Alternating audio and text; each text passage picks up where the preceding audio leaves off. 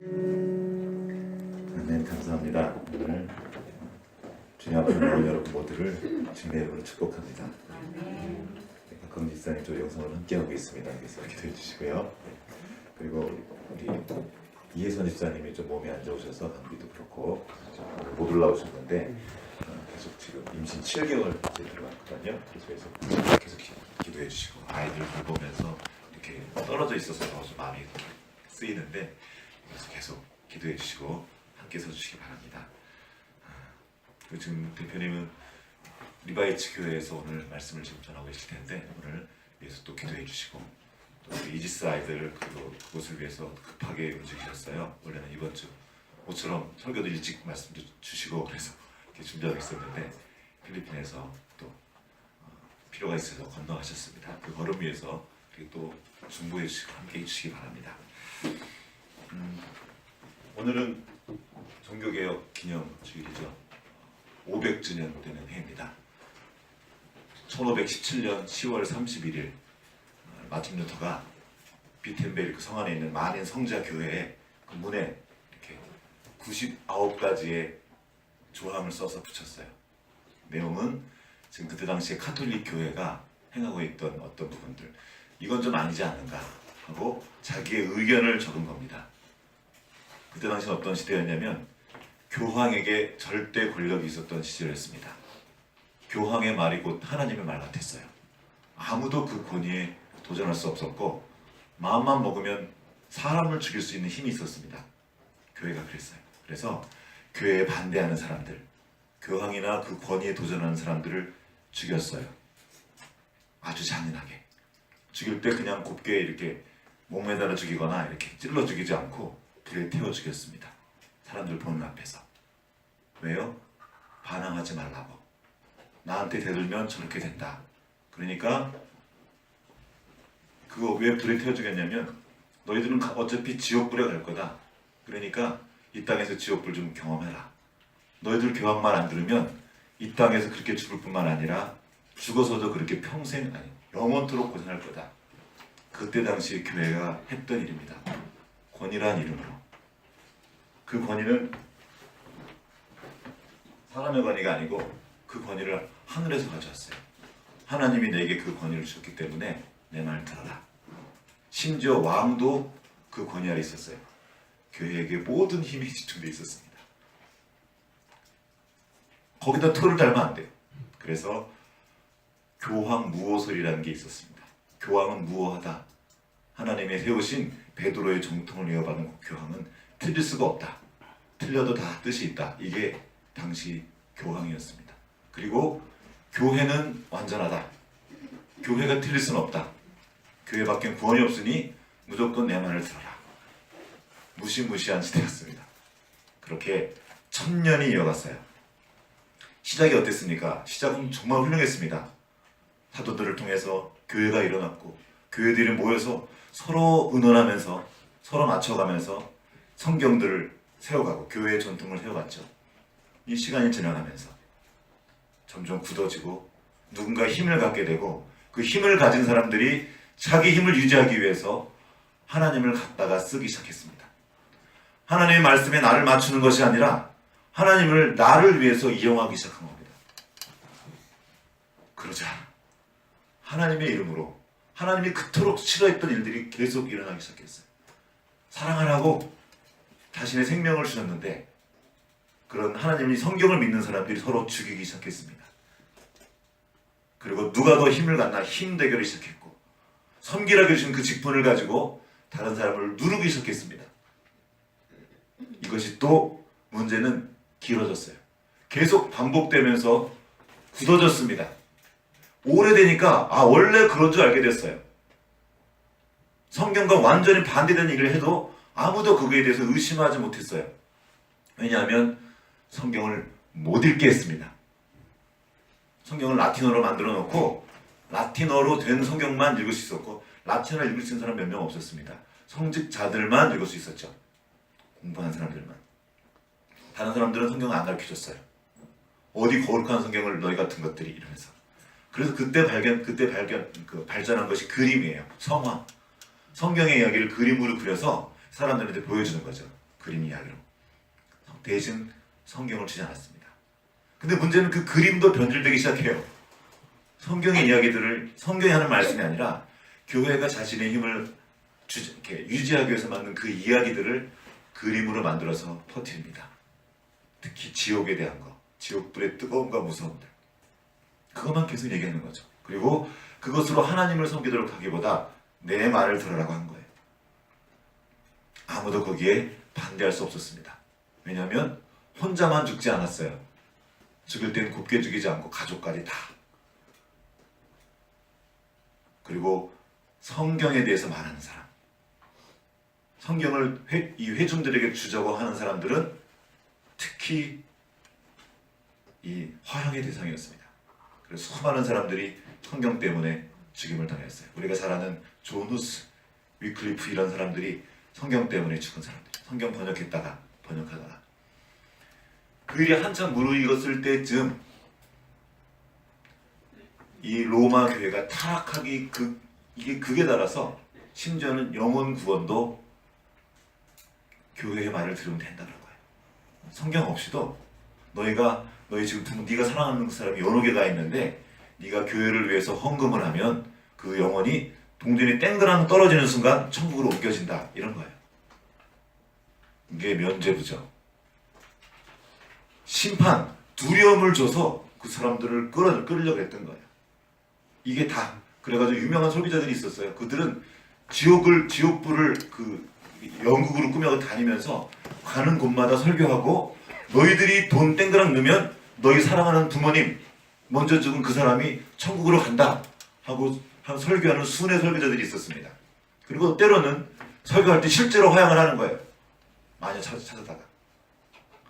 진짜 무섭죠. 여러분, 사람 불타는 거 눈으로 본다고 생각해 보십시오. 충격입니다. 그걸 한 거예요.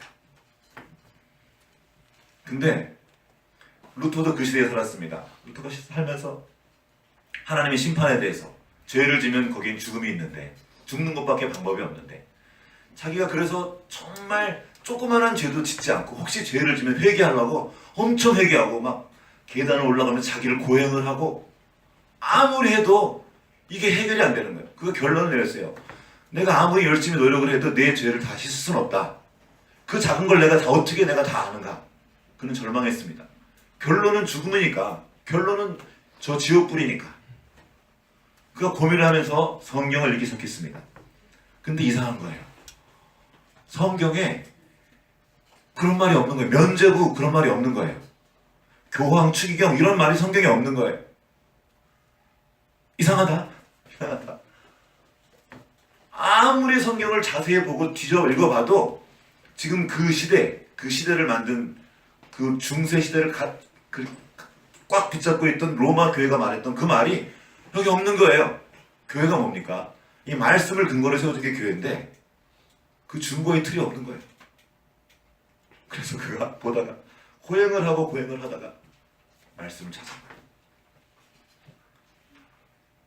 우리의 행위가 아니라 믿음으로 구원을 받는다는 거예요.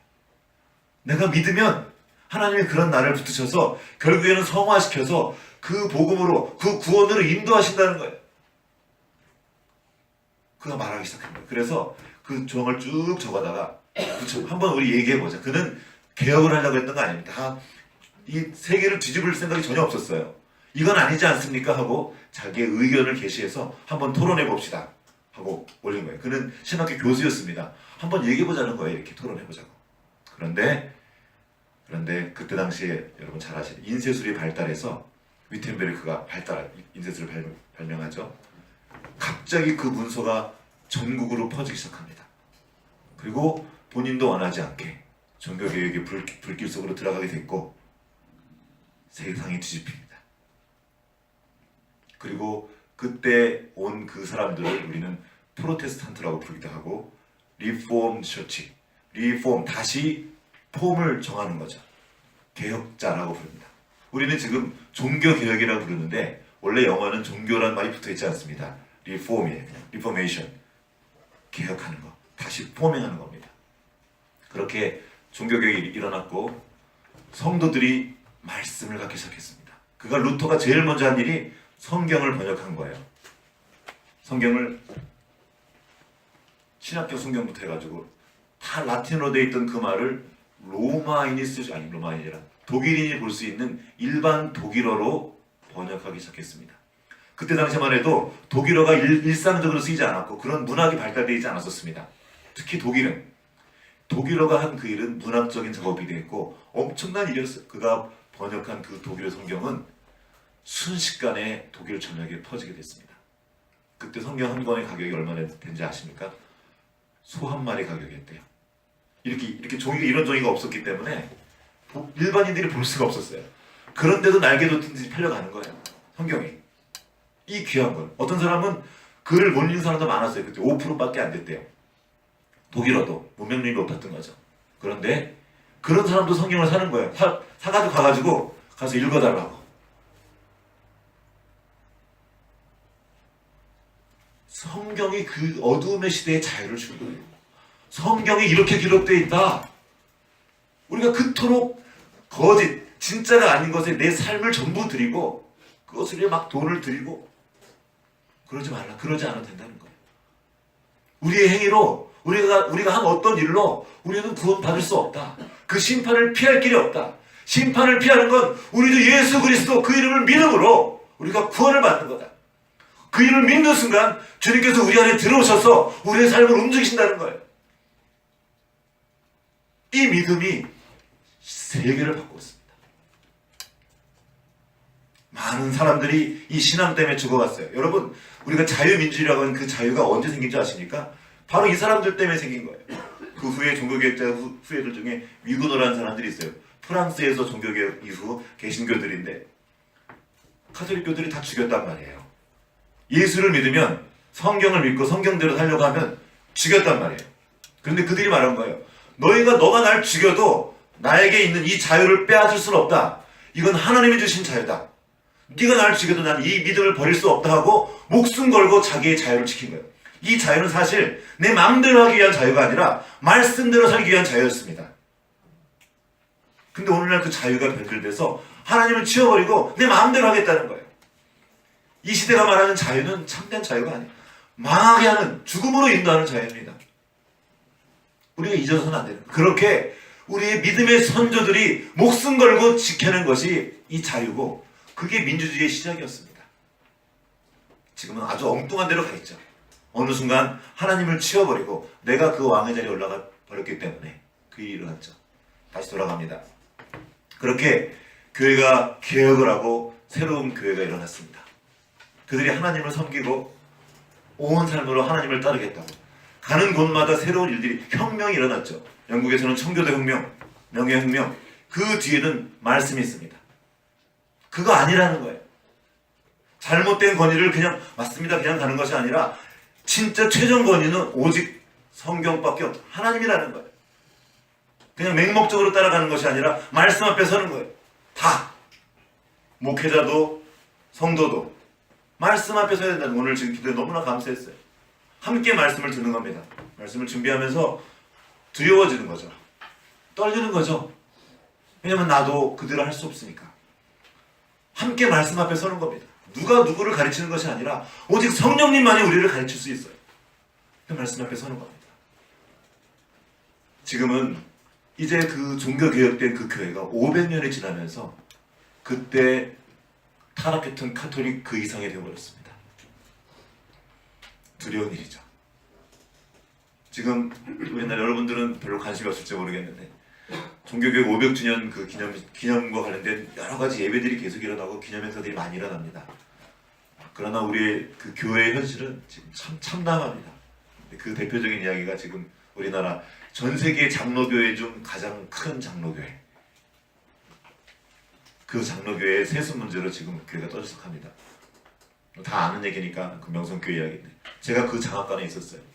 제가 그 명성교회 담임 목사님을 알고 있습니다. 이전에 독바이 교회에 있을 때 제가 그 시골에 제가 초등학교 6학년쯤 됐던 것 같아요. 그분이 우리 교회 부흥회로 오셨어요. 막 부흥회 때마다 동네 교회 다 와가지고 막 그 강대상에도 앉고 막 다 앉아가지고 정말 은혜롭게 집회를 끝냈습니다. 그분을 모실 곳이 없어가지고 우리 집 안방에 반을 나누고 커튼 나누고 우리 이쪽에 자고 그분이 옆방에 주무셨어요. 진짜 3일 동안. 그때는 붕이 이렇게 했거든요. 전혀 불평하지 않으셨고 정말 뜨겁게 말씀을 전하셨습니다. 저는 그분을 존경했죠. 그리고 제가 대학 시절에는 그 교회에서 운영하는 장학관에서 거기서 머물면서 학교를 다녔습니다. 정말 좋은 일 많이 했어요. 그리고 세상에 구석구석 좋은 사업들을 정말 많이 했습니다. 그 교회가 그 큰 힘을 가지고. 그런데 시간이 흐른 거예요.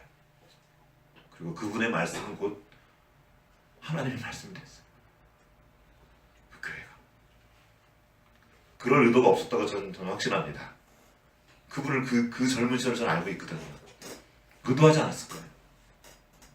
점점 덩치가 커지고 누군가에게 힘이 집중되고 그리고 성경보다 누군가의 말이 더 위에 가기 시작한 겁니다. 그리고 이제 그 아들이 그 교회를 대신 물려받는 거죠. 나쁜 일입니까? 저희 교회 우리 간호인이 커서 이 교회 목회자 된다 그러면 나쁜 일입니까? 왜들 웃으세요? 여러분의 자녀들 중에 이들이 커서 우리 수원이나 어진이가 우리 세필교회에서 목회한다 그러면 어떠시겠어요? 그래! 그게 너의 길이다. 내가 엄마가 기도했지만 거기서 목회해라 그러고 싶으세요? 근데 왜 사람들이 왜 난리예요? 왜 그거 하지 말라 그러는 거예요? 그 목회하겠다는데 거기에서. 저 그 김하나 목사도 알아요. 저랑 같이 학교 신학교 다녀가지고 개인적으로도 알아요. 진짜 훌륭한 친구입니다. 그 교회 친구들이 또 있었는데 말 들었는데 그 친구가 올라가야 성도들이 말씀을 듣는데 어릴 때부터 그게 있어가지고 끌릴 게 없는 거예요. 그 큰 회정을 젊은 친구가 다 휘어잡는 거예요. 그러니까 그 성도들이 당연히 좋아하죠. 아, 저분밖에 없구나. 근데 왜 그렇죠? 왜 안 된다는 거예요? 왜 그 애들이 이게 지금 교회의 죽음이다, 말세다 그러면서 왜 그걸 반대합니까? 가진 힘 때문이에요. 그때 그 교회 어떤 장로님이 자살하시면서 회계를 맡은 장로님이 자살하시면서 비자금이 800억인가 그렇대요. 뭐 정확하게 모르겠어요. 돈이 거기 있어요. 힘이 있고 자기도 모르는 사이에 하나님보다 더 큰 어떤 것이 거기에 조성되는 거예요. 온 교회가 막 다 얘기해도 안 들려요. 괜찮다는 거예요. 괜찮은 이유만 계속 말하면서. 그 아들 목사님 제가 알기로 훌륭한 목사님이었는데 되게 똑똑하고 되게 스마트하고 근데 이게 안 들릴까 싶기도 한 거예요. 친구들이 얘기도 하고 권면도 하고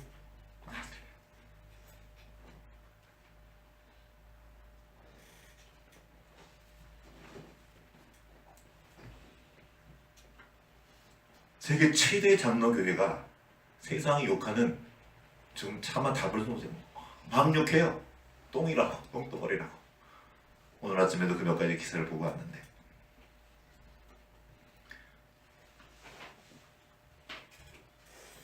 우리는 처음서부터 나쁜 일을 하려고 하지 않습니다.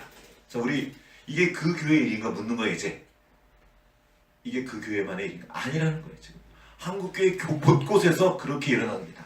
작은 교황들이 일어나는 거예요. 교회가 그 왕국이 된 거예요. 무슨 왕국 그 교회 이름이 있죠. 그러면 하나님이 거기서 일하시기 힘든 거죠. 말씀이 왕이어야 되는데 특별히 말씀을 맡은 자들은 그 위험이 있는 거죠. 말씀을 대언하니까 함께 그 말씀 앞에 엎드리는 자이지 아무것도 아닙니다.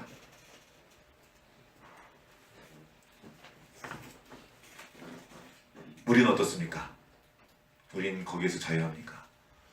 우리가 얼마나 좋은 뜻으로 모였고 우리 아이들 세상에 전부 다른 길로 가도 우리 아이들만이라도 하나님을 경외하는 아이들로 잘 키우자.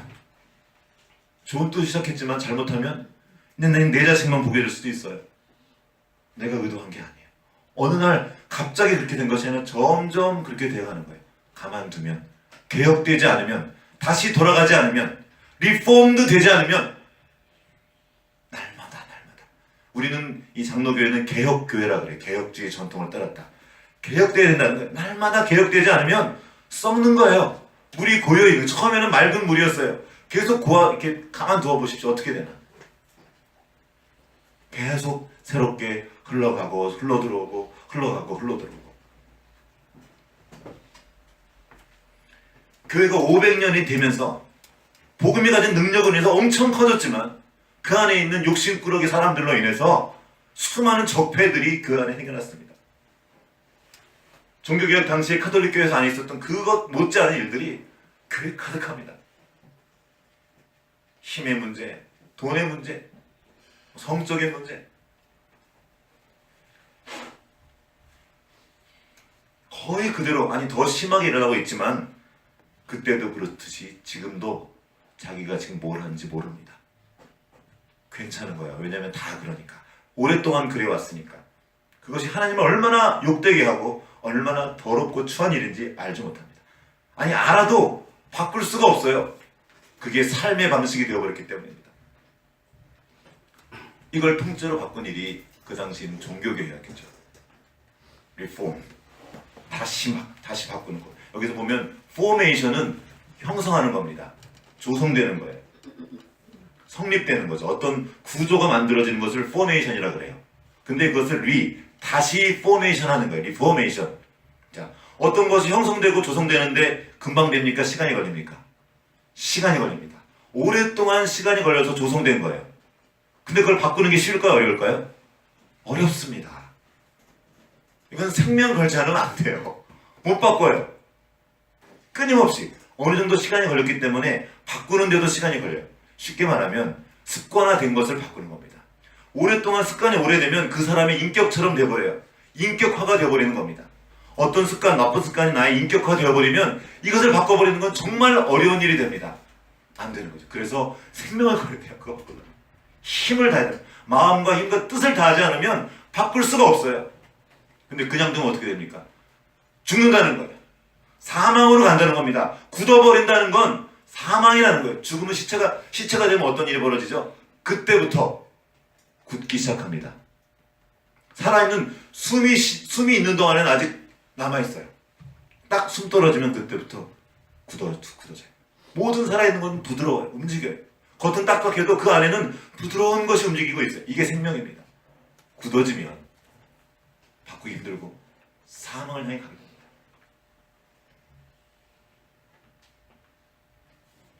자세를 다시 잡지 않으면, 리폼도 하지 않으면 망하는데 그대로 가는 거죠. 무엇이 개혁입니까? 하나님을 떠나, 그 생명이신 하나님을 떠나 굳어진 모든 베스트를 청산하고 하나님의 형상을 다시 회복하는 겁니다. 회복해야 돼요. 우리 보십시오. 운동을 하든 공부를 하든 무엇을 하든 가장 방해되는 것은 이전에 형성된 습관입니다. 제가 이전에 한번 테니스를 배운 적이 있었는데 혼자 쳤어요. 여기서 혼자 막 치고 재밌게 막 치고 있었는데 잠깐 동안 레슨을 받는데 안 돼요. 왜요?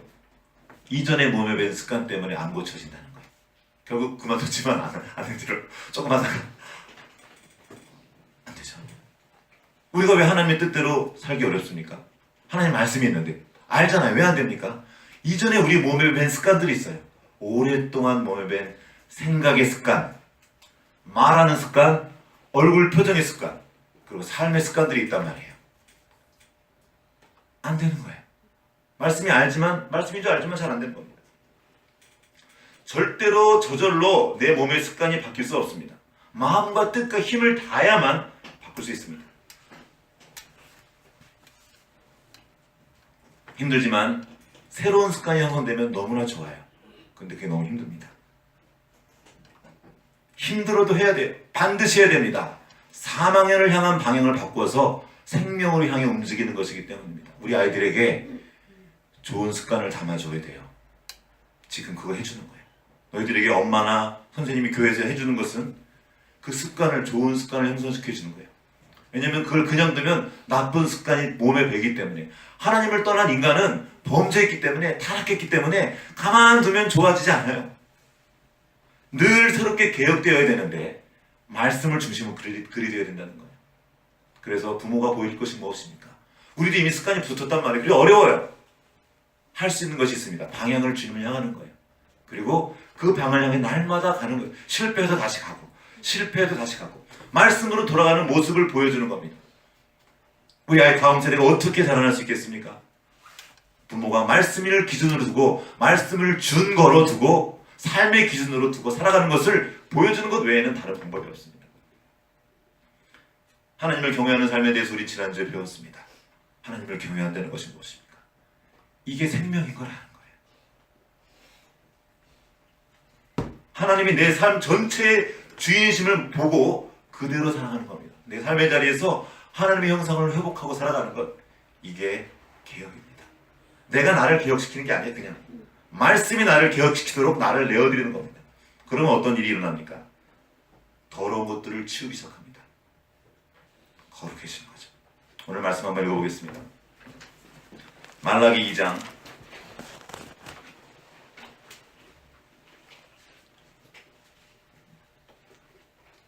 구약 성경의 맨 마지막 책이죠.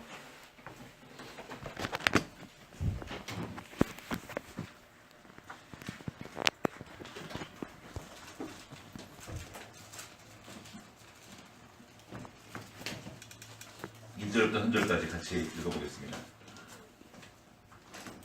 시작. 너희 제사장들아 이제 너희에게 이같이 명령하노라. 만군의 여호와가 이르노라. 너희가 만일 듣지 아니하며 마음에 두지 아니하며 내 이름을 영어롭게 하지 아니하면 내가 너희에게 저주를 내려 너희의 복을 저주하리라. 내가 이미 저주하였나니 이는 너희가 그것을 마음에 두지 아니하였습니다. 보라, 내가 너희 자손을 꾸짖을 것이요 똥 곧 너희 절기의 희생의 똥을 너희 얼굴에 바를 것이다. 너희가 그것과 함께 제하여 버림을 당하리라. 아멘. 두려운 것은 이 말씀을 제사장들에게 줬다는 거예요. 너희 종교 지도자들아, 너희 목사들아, 너희를 리더라고 불리는 자들아, 너희가 나한테 그렇게 했다고 말하는 거예요. 제가 제일 먼저 받아야겠죠. 그러나 여러분들 피해갈 수가 없습니다. 왜요? 종교개혁이 한 것이 뭡니까? 제사장들, 성직자들만 가지고 있던 그 말씀을 모든 성도들에게 준 거예요.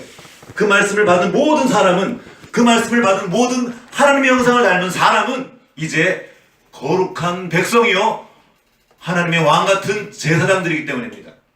여러분이 제사장이에요. 제사장 된 여러분, 이 말씀 앞에 또 서야 됩니다. 엎드리는 거죠. 제사를 드리고 나면 짐승을 잡죠. 짐승을 잡아 드렸는데 거기 똥이 나와요. 뱃속에서 다 버리는데 이 똥을 어디다 바른다고요? 그 똥을, 희생의 똥을 너희 얼굴에 똥칠을 해보세요. 얼마 전에 강아, 미안해, 강아지가 학교를 가다가 새가 똥을 쌌어요. 또 어디 맞았어 정확하게? 머리? 네. 막 이러고 들어가가지고 막 그냥 막 머리 막 난리 쳤어요. 막 그냥 아침에 그냥 뭐 닦고 막 하고, 근데 똥 냄새가 안 없어지는 거예요. 그 새똥 조금밖에 안 되는데 온 집안에 간이가 가는 것마다 막 똥 냄새가 막, 아이고 매. 그래가지고 늦었는데 잘 안 태워다 주거든요. 그래가지고 딱 가서 닦고 막 머리 감고 막 하고 나왔는데 어디서 차를 딱 탔는데 똥 냄새가 계속 나는 거예요. 막 대다 어디서 나는가 그랬더니 그 신발 가방에 조금 똥이 묻어있는데요. 결국 그 가방을 버리고 신발만 들고 갔어요. 잊지마 그 기억을 가나. 그 더러운 기억을. 상상하면 그 새똥 조금 떨어진 것만 해도 그런데 그 짐승 똥, 그 더러운 똥, 방금 꺼낸 그 뜨끈뜨끈한 똥을 얼굴에다 쳐 발랐어. 이렇게 막 쳐 발랐어. 고마워. 웃는 거 너희들 진짜 오랜만에 본다. 왜 바른 거야 똥을 이렇게. 지금 웃지마. 어때? 그 느낌이 있습니까 여러분? 근데 똥을 칠해놓고 오랫동안 있어보면 냄새가 안 나요. 그리고 그냥 똥 칠하고 어디가 냄새 난다 그래? 어디가? 왜 그래? 어디 똥이 있다고? 그러나 주변 사람들은 다 내가 가면 어떻게 돼요? 다 피해요. 전철을 편하게 하고 싶으니까 똥질 딱 하고 전철 타보십시오. 주변에 다 피해요. 이렇게 아무리 쫄려도 다 피할 거예요. 나만 모르는 거예요. 여러분 두려운 일이에요. 지금 웃었는데 교회가 우리만 몰라요. 똥칠을 하고 있는데 지금 자기 얼굴에 온 세상이 보고 야 너네 똥 묻었어. 그것 좀 어떻게 띄고 해라. 너희 말은 좋은 말이에요. 야 거룩하게 사십시오. 하나님 따라 말이 얼마나 정상적으로 잘하는지 모르겠어요. 너무나 말을 잘하는데 얼굴에 똥칠을 하고 말하는 거야. 그러니까 그것 좀 어떻게 하고 와서 말을 하든지 이렇게 말하는 거예요. 주변 사람은 다 그게 보이는 거죠. 냄새를 못 견뎌 하는데 뭐라고 말씀하십니까? 너희가 그 똥과 함께 제하여 버림을 다할 거다. 이 똥칠하고 어떻게 성전에 들어갑니까? 어떻게 하나님 아버지 앞에 그 면전을 여기 얼굴에 말한다 그랬죠. 면과 면을 만나 하나님 앞에 그 얼굴 앞에 서는 거거든요. 얼굴을 보여드리는 건데 하나님 나와서 여기 똥칠하고 가는 거예요. 못 가요, 못 가. 그럼 버리겠다는 겁니까? 씻고 오라는 거예요. 똥 닦고 우리 가은이도 아는 거예요. 똥 맞으면 늦어도 머리 감고 그리고 학교 가야 돼요. 우리 그리스도인들에게 이 쉬운 걸 말씀해 주는 거예요. 그 더러운 똥 씻고 와라. 내 앞에 올 때 씻고 와라. 사람들 앞에 나아갈 때 그거 씻고 나가라 하는 거예요. 그냥 가지 말고. 왜? 넌 사람이니까. 왜? 네가 내 형상을 따라 지음받은 나의 자녀니까 넌 그렇게 살면 안 돼. 길거리 가서 똥 먹는 똥개처럼 그렇게 있으면 안 된단 말이야. 똥 묻히고도 괜찮아요. 똥 뒤지니까 입으로. 우리는 그럴 수 없어요. 하나님의 자녀이기 때문에. 먼저 더러운 것부터 치우고. 적폐청산이 요즘에 유행인데 그 말이. 그런 거. 오래돼서 좋은 게 있습니다. 그러나 오래되어서 굳어버린 것들, 치워될 것들은 치우는 거죠. 하나님 형성이 회복되면 성령의 열매를 맺습니다. 오래 참고 사랑하고 기뻐하고 즐거워하고 감사하고 충성하고 온유한 이런 열매들이 맺어집니다. 또 하나님의 그 성령이 임하면 개혁이 되면 창조력이 일어나요. 하나님 형성을 회복되면 우리가 어떤 존재입니까? 놀라운 예술적인 존재예요. 주변이 아름답게 되고 질서가 잡히고 정리가 되기 시작합니다. 왜 우리가 정리하고 살죠? 그게 아름다우니까. 있어야 될 곳에 있는 것. 그거예요. 그게 리폼. 다시 사람이면 사람의 자리, 하나님의 아들이면 하나님의 아들의 자리를 따라가는 거예요. 침 입안에 있을 때 침이 괜찮죠? 침을 뱉어놓으면 어떻게 됩니까? 여기 더러운 게 되는 거예요. 이 유익한 것도 자기 자리에 있지 않으면 똥은 화장실에 가 있어야 돼요. 거기 있는 거죠. 내려줘야죠. 자기 자리에 있는 거예요. 목회자가 목사의 자리에 바로 서서 온전하지 않지만 거룩하게 살려고 몸부림치고 또 주님 의지하고 성도들은 성도답게 하나님의 말씀을 함께 받은 자로서 교회에서 그리고 삶의 자리에서 거룩하게 살고자 몸부림치고 안 되는 부분들은 난 안 되니까 어쩔 수 없어. 그런 게 아니라 하나님 도와주십시오. 오늘 노래 이거 내가 잊지 않도록 내가 누구인지 잊지 않도록 도와주십시오. 내가 하나님의 소유인 것을 기억하도록 도와주십시오. 더럽게 내버려둘 수 없다는 것을 알게 하시고 그렇게 살게 하십시오. 보니까 2005년 5월에 제가 만든 노래더라고요. 저는 잊고 있었던 노래인데 오늘 불러주신 거죠. 그때 생각을 하면서 탁 눈물이 나오더라고요. 아까 탁 처음에 그 노래를 듣는데 집에 뭐가 아무것도 없어가지고 맨날 집에만 있었어요. 노래만 만들고. 지금 뭐 누가 부르는 사람이 많아가지고 막 돌아다닙니다. 돌아다니다가 잊어버려요. 내가 누군지.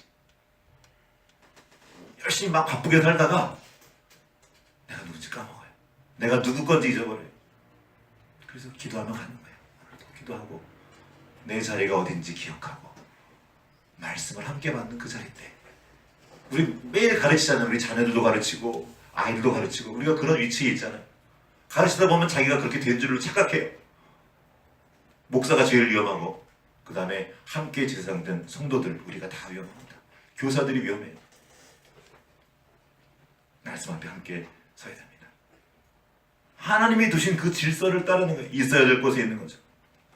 미운 오리 새끼 얘기 알죠?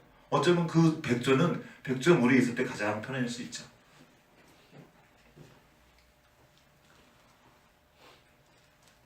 질서가 잡히면 아름다운 창조의 일들이 일어납니다. 아름다움은 사람을 움직여요. 그리스도인이 지나간 그 흔적이 아름다워야 돼요.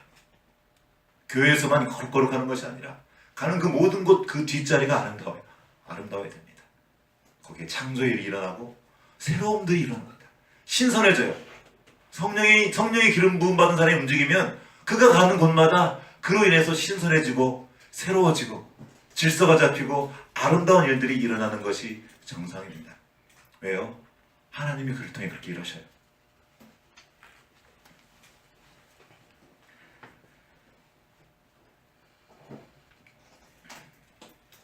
지금 몇 주 전부터 제가 장애인 발달장애 있는 그곳에 가서 사람들하고 노래를 함께 하고 있습니다. 장애인 합창을 하고 있는데 어린아이만 있는 게 아니라 청년들 그리고 어르신 57세 된 할머니도 계세요. 할머니까지는 아니겠다.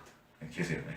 근데 할머니처럼 많이 이제 얼굴이 상해 계시는데 보면서 그분들하고 이렇게 처음에는 어떻게 될지 모르겠더라고요. 그러니까 발달 장애니까 아직 그 수준이 뭐 6, 7살 정도 된 아이들이라고 그러더라고요. 근데 아이들은 괜찮아요. 근데 어른이 그러니까 이게 어떻게 될지 모르겠더라고. 처음 딱 들어가서 어떻게 해야 돼요? 물어봐도 그분들이 자기도 모르게 안 가르쳐줘요. 그냥 가가지고 처음 딱 부딪혔는데 첫 시간 정말 힘들었어요. 어떻게 될지 몰라가지고. 그리고 몇 시간 지금 3번째 시간까지 하고 있는데 처음에 그분들하고 씨앗의 꿈 노래를 부르는데 57세 된 그 할머니를 누군가 계속 돌봐준 거예요. 그 오랜 세월 동안 변화를 꿈꾸면서 그 노래 부르면서 제가 눈물이 나더라고요. 간신히 참고 노래 끝까지 했는데 그가 하나님의 사람이면 하나님의 형상을 닮은 존재면 그는 귀하거든요. 그리고 변해요. 천천히지만 아름다움이 생겨가고 즐거움에 반응하고 그 아름다운 소리에 응답을 합니다. 지난 목요일에는 같이 웃으면서 노래하는데요. 얼마나 기쁜지 몰라요. 변하는 거예요. 사람이면. 다만 시간이 걸리죠. 그가 하나님의 형상을 닮은 존재면 그게 가능성이 있습니다. 그가 누구든지 어린아이들이 어쩜 있었던 그 아름다움, 그 맑은 웃음 어쩌면 우리는 그걸 잃어가는지 몰라요. 똥칠을 하고도 똥칠한 줄 모르는 거죠.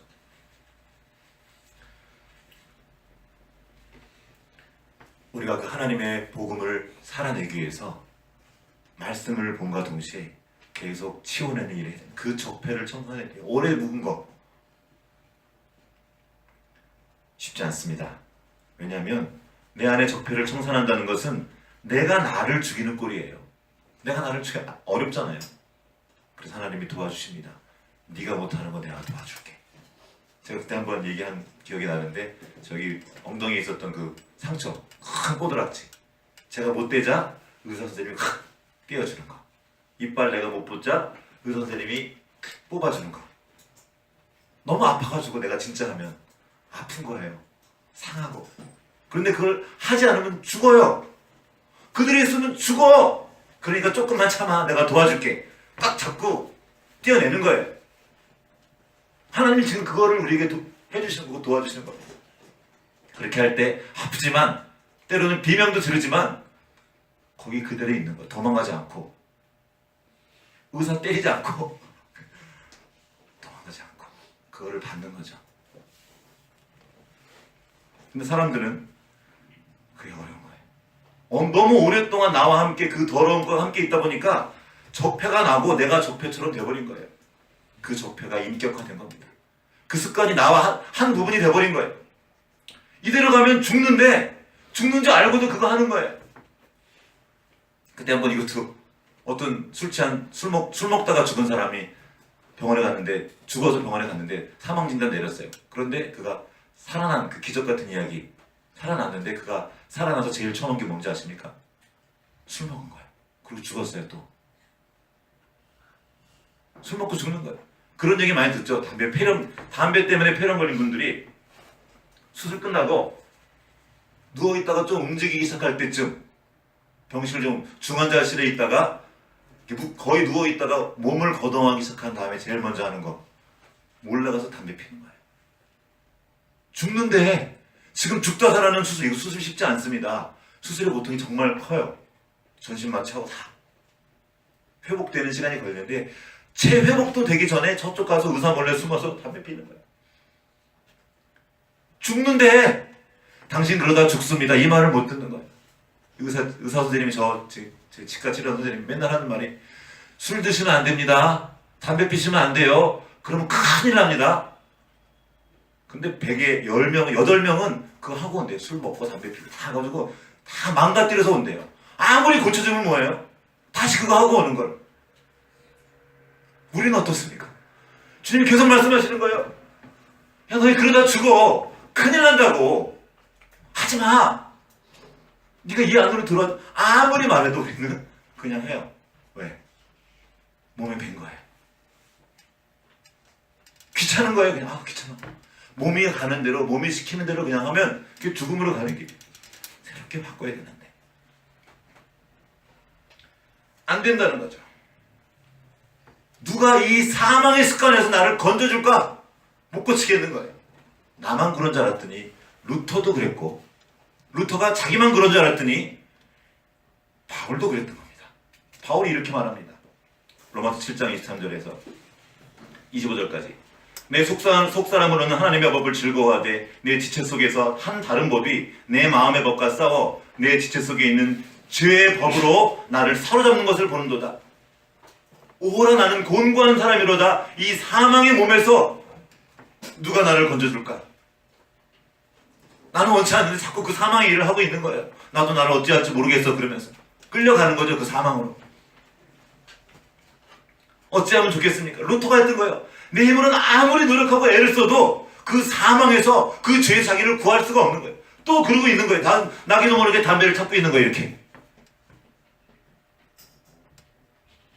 그 군대에서 훈련병들이 담배 며칠 안 주니까 화장실에 있는 그 묻어있는 더러운 그 담배 꽁초 피는 것처럼 그 더러운 것들을 다시 찾아 헤매고 있는 거예요. 어디 없나 하고 그 죄의 습관에 길들여진 우리들이. 어떻게 하면 좋습니까? 그래서 절망하는 거야. 안 되니까. 그럼 어떡합니까? 어차피 죽을 거 그냥 대충 들으면 살짝 이렇게 되겠습니까? 아니죠. 바꿔야 된다는 겁니다. 생명의 특징은 살고자 하는 겁니다. 생명을 향한 갈망을 가지고 생명을 향해 움직이는 거예요. 살아있는 동안. 그리고 그 생명을 주님께서 우리에게 주셨습니다. 그 의지를 포기하지 마라. 하나님 내가 너와 함께 할게. 내가 도와줄게. 의지하면 도와주시는 겁니다. 그리고 사망에 있던 그 시선을 돌려 주님을 바라보자. 바로 그 다음 절에서 이렇게 고백합니다. 바울이 말하는 거예요. 조금 전에 뭐라고 그랬냐면 오라 나는 곤고한 사람이로다. 누가 나를 이 사망의 몸에서 건져내랴. 그리고 바로 다음 순간 우리 주 그리스도 예수로 말미암아 하나님께 감사하리로다. 왜요? 하나님이 예수 그리스도께 도와주신 거예요. 옮겨주신 겁니다. 그 흑암과 사망의 자리에서 옮겨서 사랑의 아들의 자리로 그 나라로 이미 옮겨주신 거예요. 내가 할 수 없는 것을 주님이 하셨다. 이거를 믿음으로 구원을 받는다는 겁니다. 믿고 시작하는 거예요. 안 믿으면 못 고쳐요. 몇 번 실패 반복하다 보면 못 믿게 돼요. 맞아, 난 안 돼. 그거 봐, 난 안 돼. 아니에요. 실패를 해도 오래 내 몸에 붙어도 그렇지 방향을 향해 나아가는 겁니다. 끝까지. 죽는 그 순간까지. 주님께서 말씀하십니다. 그리스도 예수 안에 있는 그러므로 이제 그리스도 예수 안에 있는 자에게는 결코 정죄함이 없나니 이는 그리스도 예수 안에 있는 생명의 성령의 법이 죄와 사망의 법에서 너를 해방하였으니라. 루터가 이 말씀을 받은 거예요. 기뻐. 우와, 이게 무슨 말이야 이게. 내 이토록 난리를 치고 막 고행을 하고 이렇게 하지 않아도 내가 자유롭게 되었다고 여기 써있네. 그 면죄부를 위한 돈을 사지 않아도, 돈을 내고 그걸 사지 않아도 나는 천국에 갈 수 있네. 나만 그런 게 아니라 이 말씀을 믿는 모든 사람이 그 자유를 이미 받았네. 복음인 거예요. 이 복음이 전 세계에 퍼지게 되고 사람들은 소 한 마리 값을 죽어도 이 성경을 사는 거예요. 이게 생명이니까.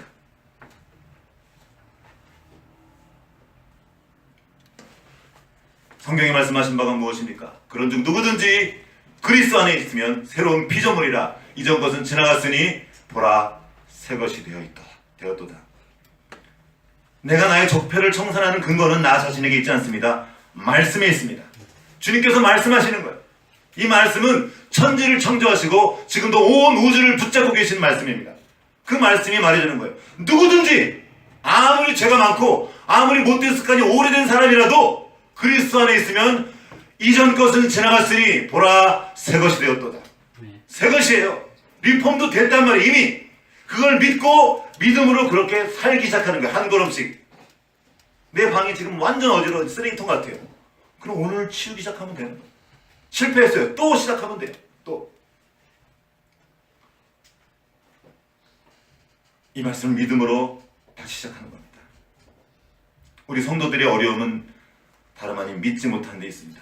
우리는 신자라고 우리를 믿는 사람, 신자가 제일 못하는 게 믿는 거예요. 믿으면 시작할 수 있습니다. 한 걸음부터.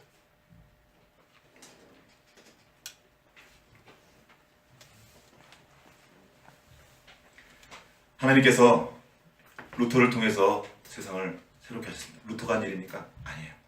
그가 성경을 읽고 그 말씀이 그 사람 안에서 육화되자 육신이 된 거죠. 그 말씀에 몸에 배고 말씀을 실제로 믿고 그것을 습관화시키기 시작하자 말씀이 그 사람 안에서 하나 되기 시작하자 세상을 바꾸는 기억이 일어났습니다. 루터가 한 일입니까? 아닙니다. 그 안에 들어간 하나님의 말씀이 한 일이에요. 그는 그 말씀에 자기 인생을 걸었습니다.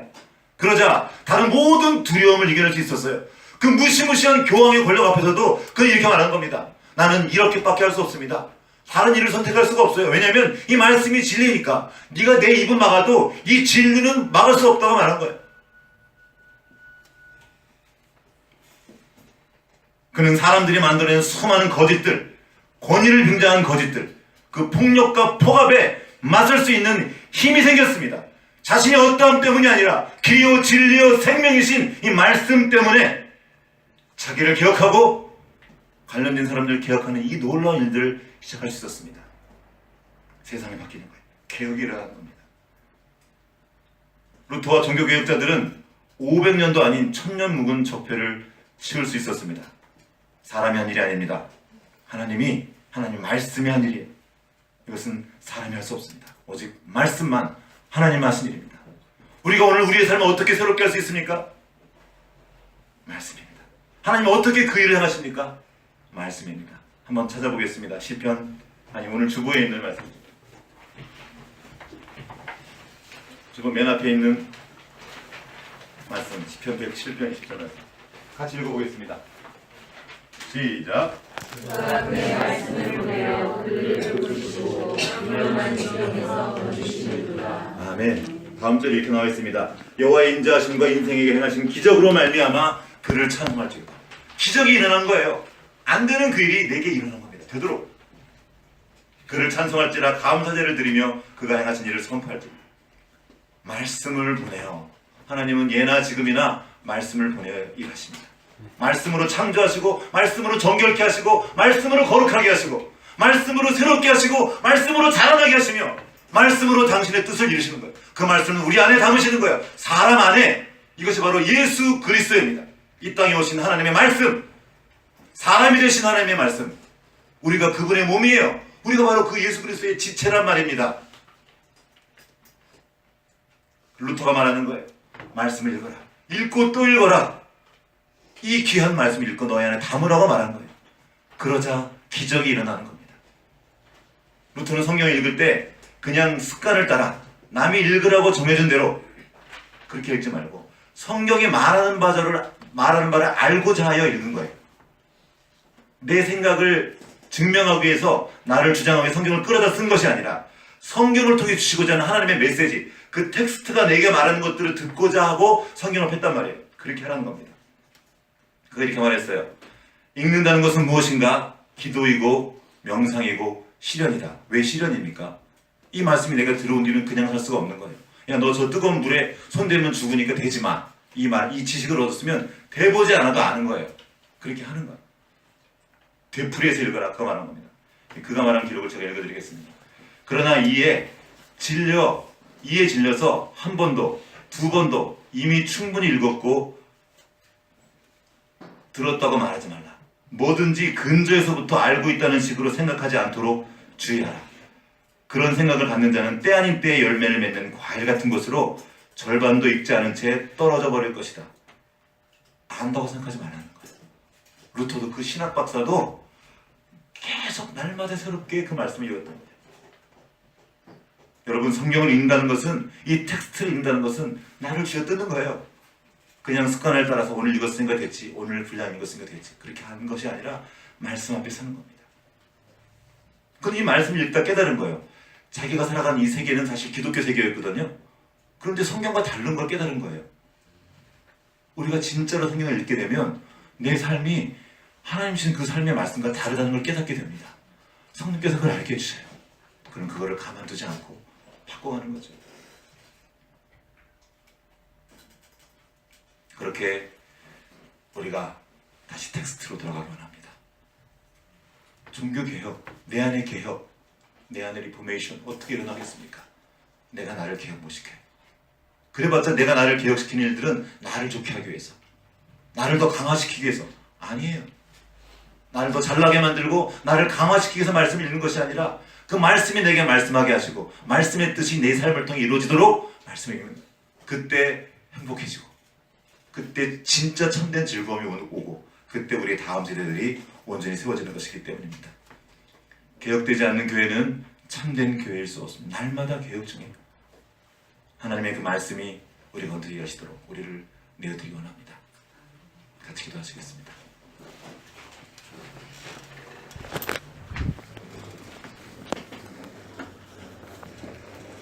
우리에게 말씀을 주시고 말씀을 통해 우리를 새롭게 하신 주님을 찬양합니다. 말씀을 통해 우리가 누구인지 알게 하시고, 말씀을 통해 우리 얼굴에 묻은 그 똥이 얼마나 더러운지 알게 하시고, 말씀을 통해 이미 익숙해져 버렸던 그 똥 냄새가 더럽고 추악한 냄새인 것을 깨닫도록 도와주시는 주님, 오늘 우리에게 성령으로 기름 부어주십시오.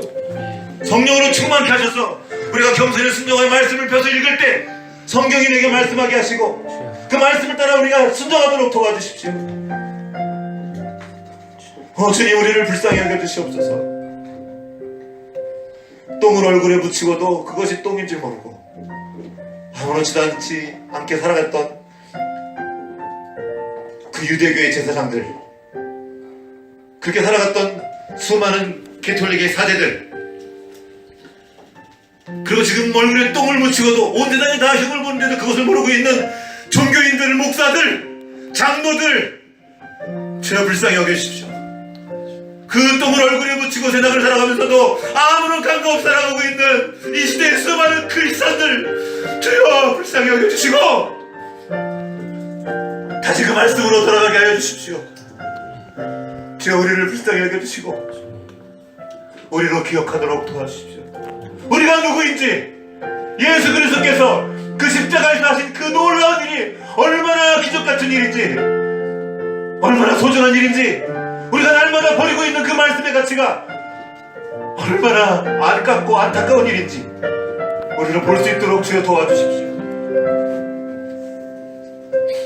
우리가 하는 그 일들이 우리의 다음 세대를 사망으로 몰고 가는 일인지 주여 보게 해주십시오. 아이들이 죽어가고 있는데도 그냥 세상 따라서, 세상의 가치 따라서 그렇게 살지 않도록 주여 도와주십시오. 주님이 이를 위해서 우리에게 모든 것을 다 주셨습니다. 우리에게 성경을 주셨고 성경을 깨달을 수 있는 성령을 보내주셨습니다. 우리가 성령을 의지하여 성경을 읽을 때 하나님의 일이 내 안에, 그리고 나와 관계된 모든 사람들 가운데 일어날 줄 믿습니다. 주 우리를 정결케 하시고 거룩하게 하시고 우리를 통하여서 하나님의 선하신 뜻, 그 아름답고 놀라운 뜻이 우리의 삶의 자리, 우리의 다음 세대에게, 우리의 모두에게 일어나도록 주 역사하여 주시옵소서.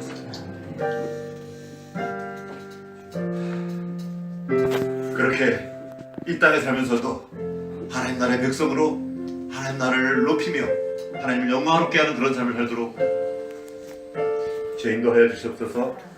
주님을 잡고 우리를 권하신 예수님 이름으로 기도합니다.